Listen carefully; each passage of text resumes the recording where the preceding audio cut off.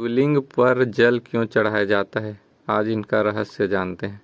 भगवान शिव को जल चढ़ाने की परंपरा के पीछे समुद्र मंथन की एक महान पौराणिक कथा है।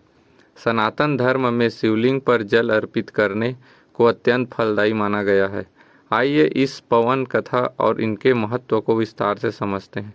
समुद्र मंथन और हलाहल विष की उत्पत्ति।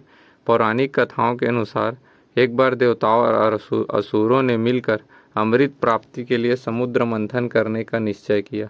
मंदराचल पर्वत को मथानी और नागराज वासुकी को रस्सी बनाया गया। मंथन शुरू हुआ तो उसमें से एक एक करके कई दिव्य रत्न और वस्तुएं निकलने लगी। दोनों पक्ष खुशी खुशी उन्हें आपस में बांट रहे थे, लेकिन मंथन के दौरान अचानक समुद्र से एक अत्यंत भयानक और विनाशकारी विष निकला, जिसे हलाहल कहा गया। वह विष इतना तीव्र और जहरीला था कि उसकी गर्मी और धुएं से तीनों लोकों में हाहाकार मच गया। सृष्टि के सभी जीव जंतु, देवता और दानव उस विष की तपन से जलने लगे। पूरी सृष्टि का विनाश निश्चित दिखाई दे रहा था। महादेव कैसे बने नीलकंठ। जब कोई भी उस विष का सामना नहीं कर सका, तब सभी देवता और ऋषि मुनि भगवान विष्णु और ब्रह्मा जी के पास गए। उन्होंने कहा कि केवल महादेव ही इस संकट से संसार की रक्षा कर सकते हैं।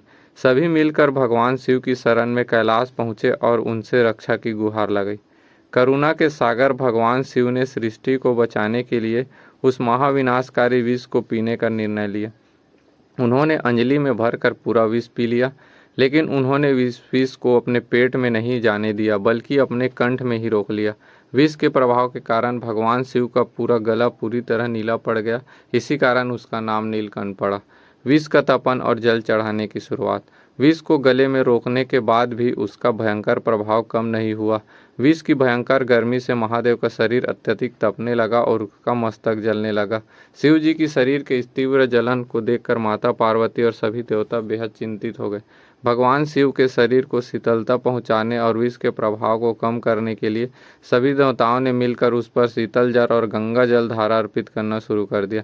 इसके साथ ही उन्हें ठंडी तासीर वाली चीज़ें जैसे बेलपत्र और भांग भी खिलाई गई, क्योंकि ये औषधियाँ विष के वेग को शांत करती हैं। लगातार जल चढ़ाने और औषधियों के सेवन से महादेव के शरीर की तपन धीरे धीरे शांत हुई और उन्हें आराम मिला।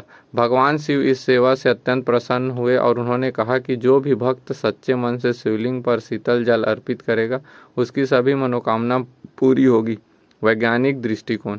तभी से शिवलिंग पर निरंतर जल चढ़ाने की यह पावन परंपरा चली आ रही है। इसके मुख्य कारण और संदेश इस प्रकार है। नकारात्मकता का नाश। जैसे शिव जी ने संसार का जहर खुद पी लिया, वैसे ही जल चढ़ाने से हमारे जीवन के दुख और नकारात्मकता रूपी विष दूर हो जाते हैं। मानसिक शांति। शिव जी को जल चढ़ाने से साधक के मन को असीम शांति मिलती है और क्रोध शांत होता है। ऊर्जा का संतुलन। शिवलिंग को अत्यधिक ऊर्जा का केंद्र माना जाता है। निरंतर जल चढ़ाने से वह ऊर्जा संतुलित और शांत रहती है।